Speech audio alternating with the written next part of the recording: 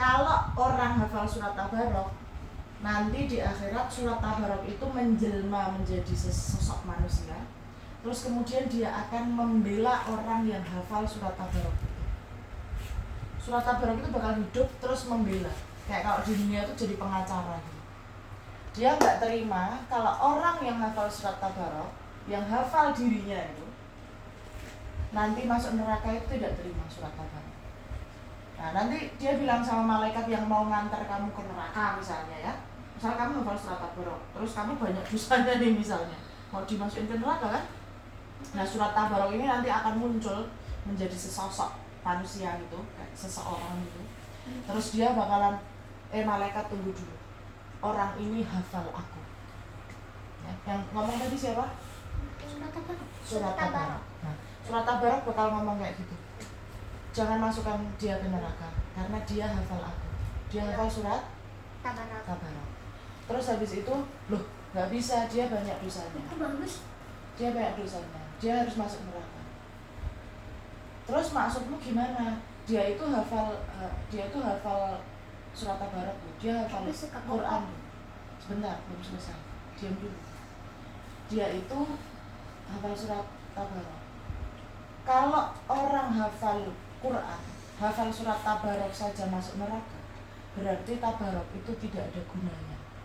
Kamu berani masukin aku ke dalam neraka karena di hati orang tersebut ada surat Tabarok. Berarti kan surat Tabarok ikut dibakar di neraka.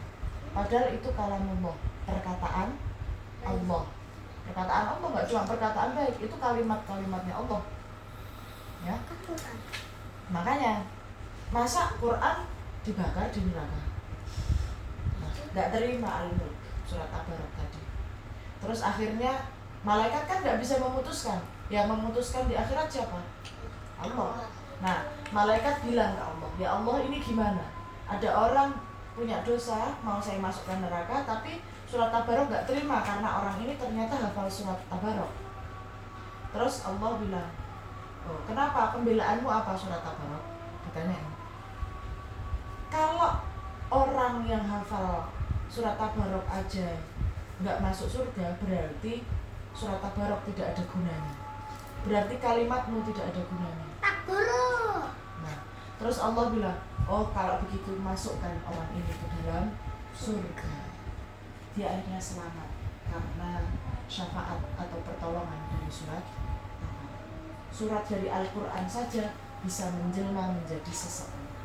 Apalagi cuma orang, apalagi lagi, itu semuanya bisa berbicara. Yang memungkinkan sekarang kita nggak punya pengetahuan itu karena kita cuma manusia biasa. Tapi Allah kan memungkinkan itu semua kan gampang sekali. Kamu dulu di dalam perut ibu kamu bisa ngomong nggak? Enggak kan? Enggak. Pas lahir kamu bisa ngomong nggak? Bisa. Bisanya kan cuma nangis. Emang bisa ngomong? Enggak. Kan itu kan lama-lama jadi bisa.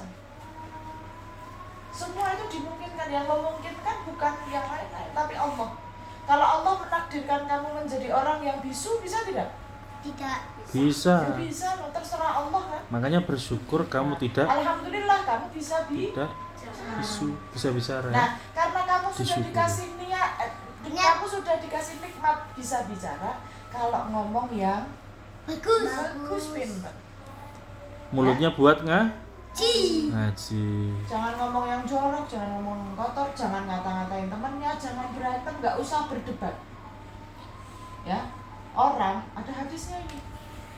Orang yang kalau sebenarnya dia bisa, misalnya dalam keadaan marah, harusnya berdebat dengan seseorang yang lain, dan dia memilih untuk menahan amarahnya dan meninggalkan perdebatan itu, maka dikasih surga sama Allah. Nek, nggak salah kita. Apa? Bu Guru. Salah. Lah kan dia meninggalkan perbuatan yang buruk. Ya iya. Kalau kamu baik kan yang masuk surga loh. Nah, kamu kalau dalam keadaan marah aja bisa menahan, kamu kan berarti bisa menahan perbuatan yang buruk kan? Bu Guru, kalau aku sama dijatuhin kita tinggalin terus main lagi. Iya. Ya, kamu berarti sabar orangnya. Kamu nggak harus membalas. Kamu jangan sama-sama jadi orang yang jelek. Ini bagus. Bu, kan itu nanti surat tabaroknya kan jadi manusia. Nah, terus kalau misalnya ini ada manusia diciptain kecil banget tapi hafal surat tabarok, udah pinter, hafal Al-Quran, tapi kecil, banyak dosanya. Kecil apa banyak dosanya?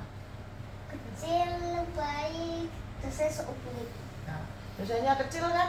Anak kecil itu masih belum punya dosa. Anak kecil itu masih belajar, ya. Belum tahu baik dan buruk. Kamu kan di sini jadi belajar. Oh, yang baik itu apa? Yang buruk itu apa? Paham? Ya. Tapi satu dosanya itu udah marah semua orang, Bu. Ya kamu. Misalnya dia itu gak percaya sama Tuhan, udah ngeledek. Nah, kalau udah nggak percaya sama Allah itu jelas Masuk tidak neraka. ada Obatnya. obatnya. Tapi udah Nggak bisa hafal diampuni. Quran. Ya nggak bisa diampuni. Hafal-hafal tok, tapi kalau nggak mengamalkan kan percuma. Ya, kamu hafal itu nggak cuma hafal tok, kamu harus bisa tahu maknanya, mengamalkan isinya, ya. Nggak cuma Bisa hafal tok. Ini jadi ngaji gak tuh? Ya jangan. Itu jadi. Ini kan juga ngaji. Ngaji itu kan. Itu belajar. namanya ngaji dengan membaca, ini ngaji dengan mengkaji, Ya. mendiskusikan. Baru aja Bu Zakia Tenang bilang, aja. kamu ngafalin Quran aja tuh gak cuma ngafalin Arabnya tok, kamu baca, kamu gak tahu artinya.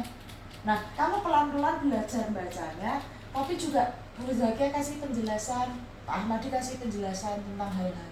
Biar kamu hidup tuh punya pengetahuan, gak cuma ngawur. Ya, nah, manusia tuh gak bisa hidup ngawur, itu gak bisa.